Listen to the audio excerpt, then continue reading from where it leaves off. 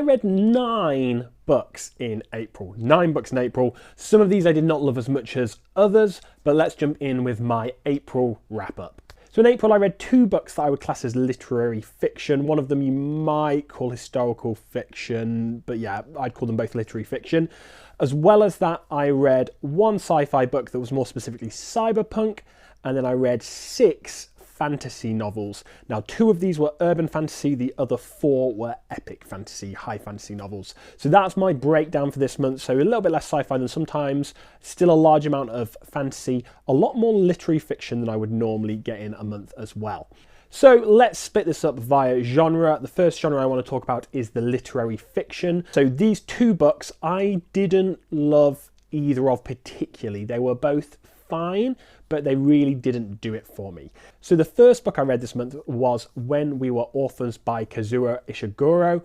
This is the second book I've read by Ishiguro, and it was fine. The other book I have read by him was Clara and the Sun. I read it at the end of last year, and I gave it 3 stars. It was fine, but it just didn't really do it for me. It was okay.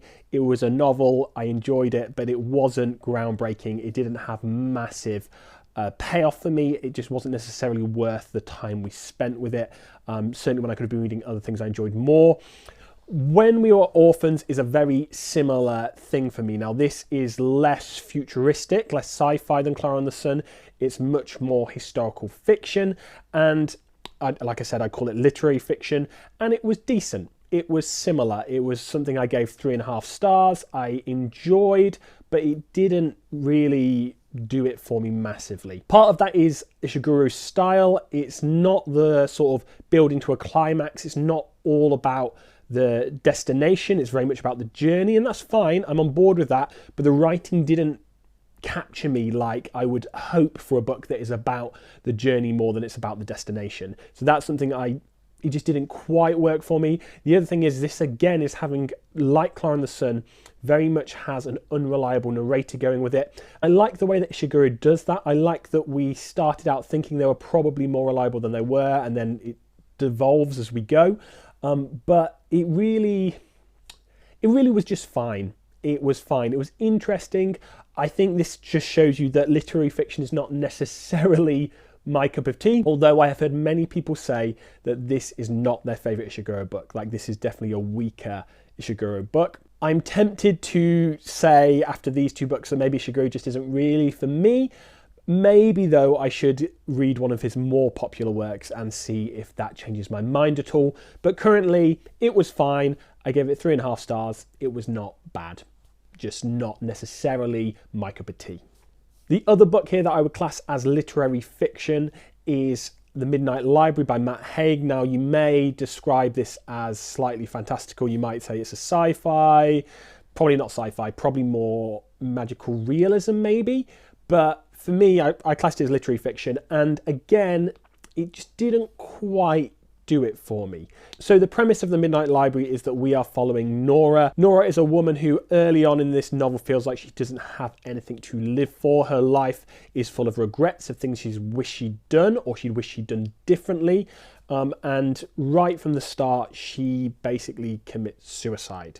Or attempts to commit suicide. Now, obviously that might cause problems for some people who might not want to read that, so be aware of that as a content warning, that is part and very much a heavy part of this book. It is the whole premise, really, so be aware of that going in if that's going to not be something you want to read about.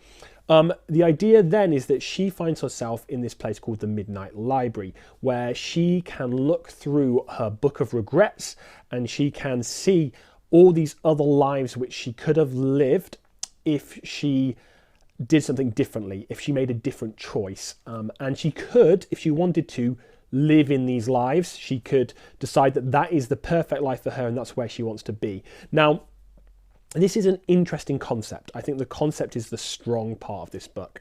I think my main issue with it was that we were rehashing lives over and over again, so it felt like there was little progress, although a little bit. But my bigger issue really is the way this was done, the way it was dealt with. Clearly Matt Haig is trying to convey something. He's trying to get people to think a certain way, and to give almost a life lesson. It feels a little bit self-helpy even as a fiction book, and it definitely felt preachy to me. And that, for me, dragged me out of the story because it was so overt and so obvious what I was trying to say. The analogue was super clear. There was no real subtlety to it, and that was my big issue with this.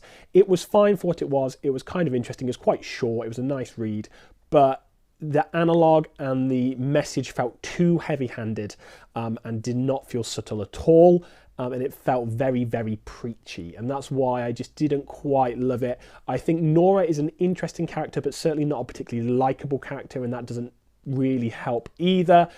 It was fine, it was a good read, but definitely, again, not necessarily for me.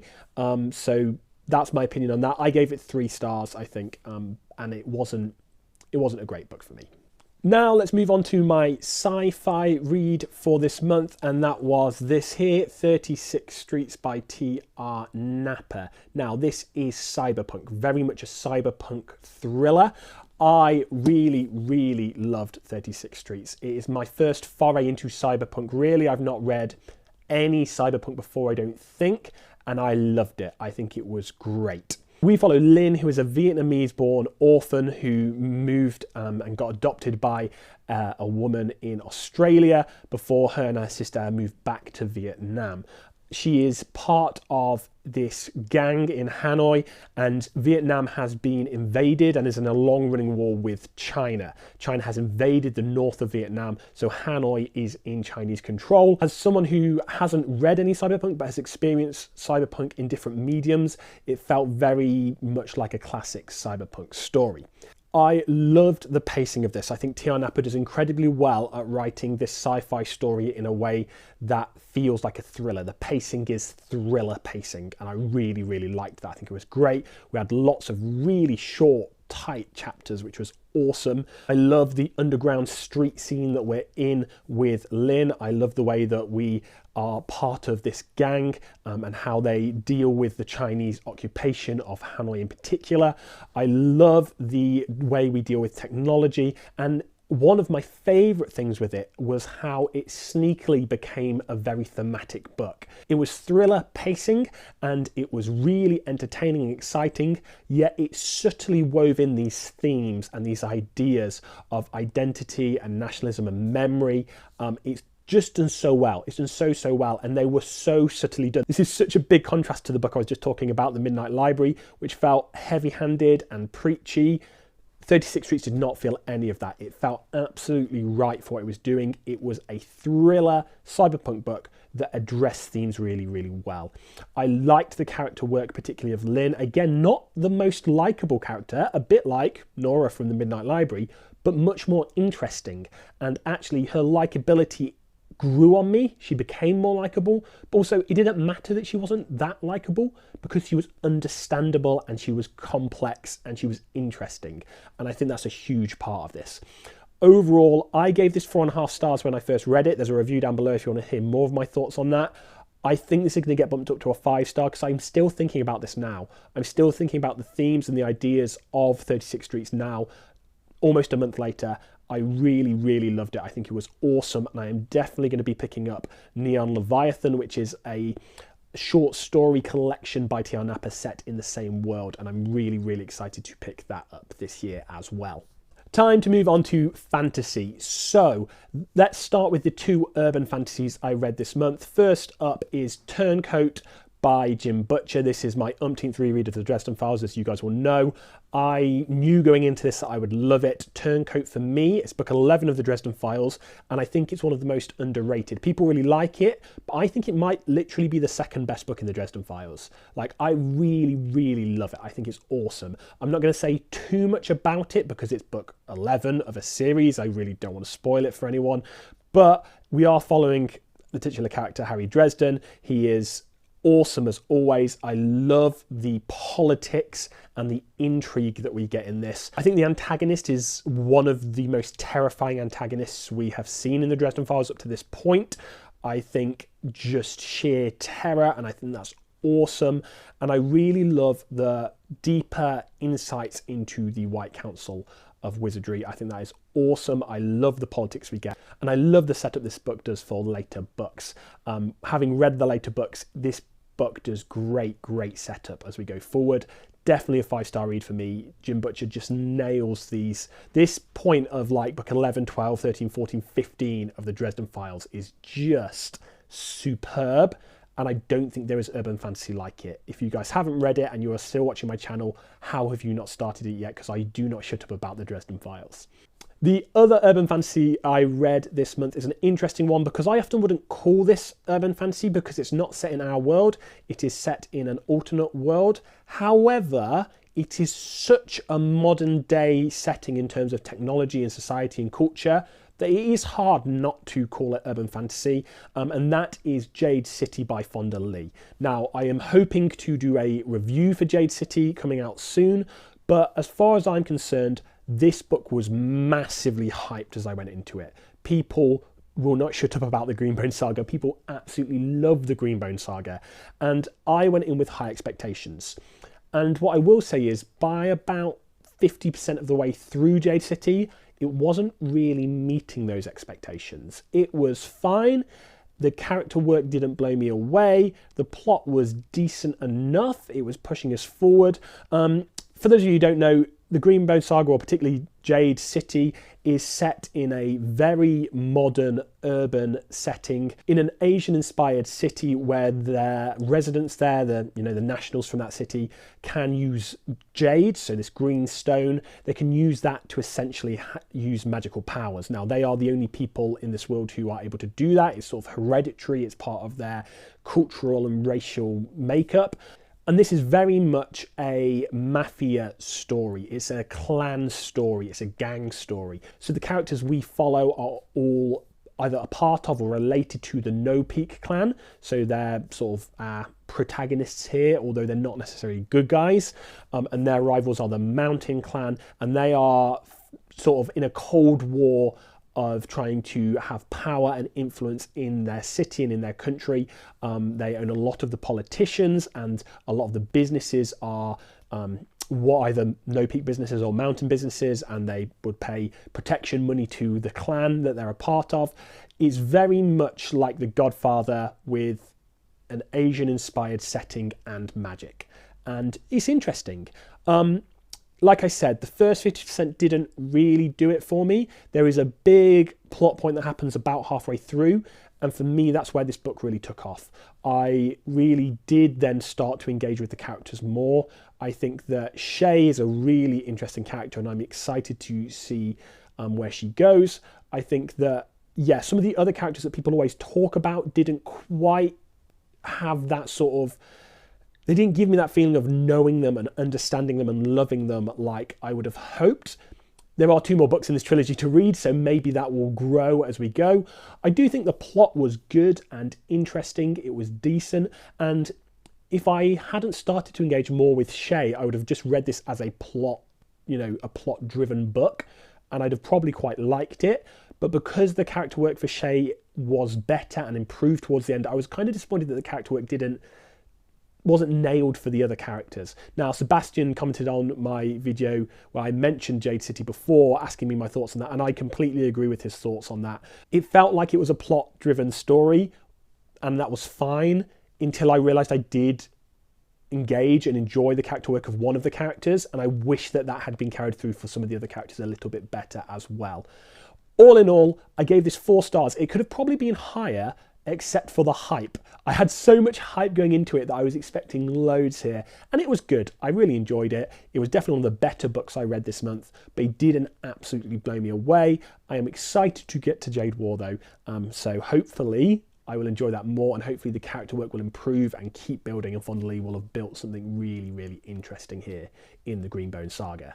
Great, let's move on to the epic fantasy series this month, the high fantasy series, and there are 4 of these. Let's start with the lowest rated of these, and this is the Halflings Gem by R.A. Salvatore. This is book 3 in the Icewind Dale trilogy, so this is one of the Drizzt books. This for me was interesting. It was better than the previous books in this series. So I really didn't like The Crystal Shard at all, which was the first book in this series. It actually made me stop reading the series for a good few months. I thought it was very disappointing. I think I gave it 2.5 stars. Streams of Silver I read last month and was decent, a bit better. I think I gave it 3 stars, maybe 3.5, and it was definitely better. This again was another improvement. I did give the Halflings Gem 3.5 stars, and it was a good classic fantasy D&D story, and it was good. I enjoyed the character work. I enjoyed the way that we had built these characters throughout this trilogy. I really love the character of Drizzt. I think he's really interesting. The world is classic Forgotten Realms. It's nothing mind-blowing, I don't think, but if you like the Forgotten Realms, you will like this setting. All in all, a decent classical fantasy book. There's not much to say about it. If you like classical fantasy, if you like D&D stories, if you like Forgotten Realms, give it a read. If those aren't your kind of thing, it's probably not worth picking up this series. It was fine, just not mind-blowing. The next 3 high fantasy series, however, were really, really good, and I really, really loved them. So let's move on to another Jim Butcher series. I finished the Codex Alera series. So I finished First Lord's Fury, which is book 6 in the Codex Alera, and man, was this a great read. This whole series was an awesome, awesome read. This is one of my favourite series. It is a Roman-inspired alternate world fantasy where the magic system is very elemental based, and you can manifest these things called Furies. They're almost a Pokemon-like creatures that can have elemental effects. I really love this series. I think that this is Jim Butcher doing epic fantasy right.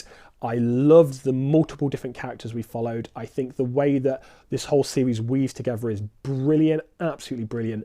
Specifically talking of book 6 of the finale, this book is great not because of what this book does. First Lord's Fury is a great book, but not because of First Lord's Fury. It's a great book because it gets to do all the payoff. There's been 5 books of awesome build-up, awesome setup. These first 5 books are tossing the ball up, and First Lord's Fury gets to come in and slam dunk them. It doesn't have to do the setup. The setup's been done, and it just gets to give payoff, payoff, payoff, payoff, and it's totally worth it. I think this is a really good example of what a finale in a series can be. I said this in my Should I Read Codex Alera. It feels a little bit to me like a Wheel of Time light series. Now, I know that sounds weird, and that sounds like a really weird thing to say, but it has that kind of build-up, it has that kind of coming-of-age story, it has that kind of progression as characters get more well understood and they grow into themselves, both in terms of their abilities but also in terms of their personality and knowing who they are, and they manage to build up that so well. And then we get this awesome finale where everything comes together, and we get to see how our main characters get to pull all these people together that they have impacted over the years and bring them together for a epic finale. And I think Jim Butcher just does that so well. Like I said, this was a 5-star read for me. This whole series was a 5-star series for me. It is probably one of my top 10 series of all time. It's probably one of my top 5 series of all time, although you probably won't ever see that when I do my top 10 lists, because I don't like putting multiple series from the same author on it, and it's just not quite as good as the Dresden Files. And it probably is as good as the Dresden Files, to be honest, but I have an completely biased love of the Dresden Files, and that's never going to go away. But I love this series. I absolutely highly recommend it if you like Butcher's writing style, if you're into epic fantasy, if you're into Roman-inspired fantasy, totally give this series a read. Absolutely class. Then we move on to 2 of the most beloved fantasy series of the last few decades. One of them even earlier than that. So let's start with that. The book that I was very late getting to. So I'm only about 40 years late for reading this, but it is The Gunslinger by Stephen King, the first book of the Dark Tower series. And man, did I love The Gunslinger. This for me was a classic example where the journey was absolutely worth it. The journey itself, even if the destination had been rubbish, even if the finale had been terrible and the climax was rubbish, it wouldn't have mattered. I loved the style of this book. I loved the way that Stephen King wrote it. I loved the prose. I loved the feel, the vibes, the setting, just everything about it just really drew me in right from the off. And I think large parts of that is writing style and prose, and Stephen King is clearly a master of that. This is the first Stephen King book I've ever read, so forgive me that, but absolutely loved it. It really does feel like a setup. It feels like a prologue for the Dark Tower series, and I can imagine sort of the follow-up books being quite different, being very different, I would imagine, but I really liked the way this world was introduced to us and set up, and the way that the Gunslinger was introduced to us and was set up. Just done very, very well. I absolutely adore this. I think if you have never read Stephen King and you want to get a feel for his writing style, this might be a great place to start. I don't know, I've not read his other stuff, but it's very short, and for me it really showed me how he can write atmosphere and tone in such a really wonderful, wonderful way.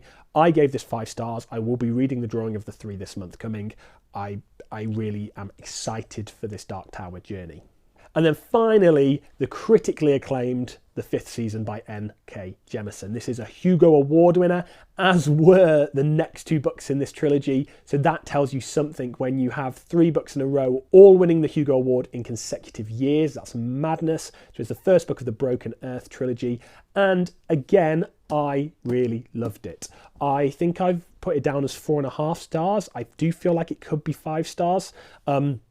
Just an incredible, incredible read.